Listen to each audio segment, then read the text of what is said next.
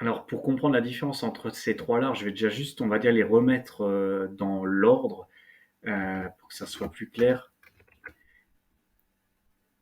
Ça va être comme ça. En gros, pour que vous compreniez, le plus simple, c'est de le comprendre avec un exemple, mais les 3 vont tester si ma chaîne de caractères, c'est, on va dire, des chiffres au sens large. Lui va être très large, lui va être moins large et lui va être encore moins large. Qu'est-ce que je veux dire par là? Imaginons que j'ai ici une chaîne de caractères avec 7, 8, 9, je vais même mettre le 0. Je vais lui demander si c'est is, hop là, is decimal. Il va me dire que c'est vrai.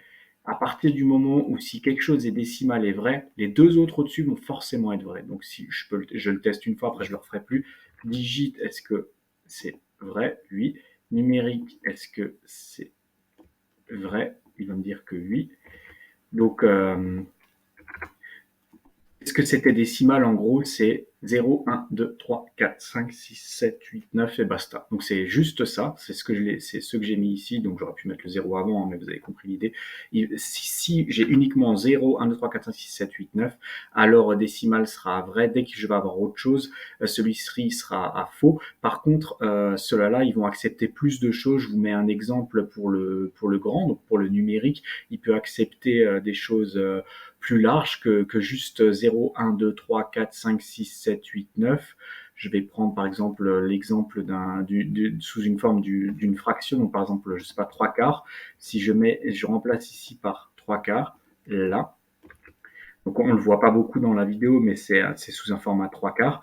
Je lui demande si c'est numérique. Il va me dire oui, c'est bien un format numérique. Donc avec numérique, ça passe. Par contre, quand je vais lui demander en digit si ça passe, là, il l'accepte plus. Et forcément, s'il l'accepte plus en digit, il va plus l'accepter en décimal, puisque décimal, je vous ai dit que décimal, c'était uniquement 0, 1, 2, 3, 4, 5, 6, 7, 8, 9. Donc là, il va me le mettre à false. Donc vous comprenez un petit peu décimal 0, 1, 2, 3, 4, 5, 6, 7, 8, 9.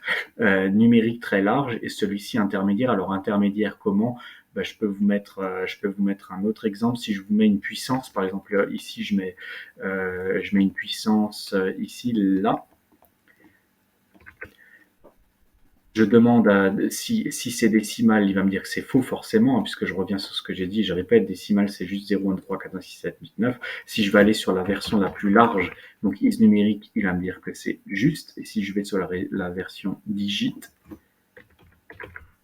il va me dire ici que c'est juste. Alors en gros, digit, il me dit que la puissance 8 c'est digit, mais les fractions non. Donc vous comprenez un petit peu l'idée. Si vous voulez vraiment aller dans les détails, allez-y.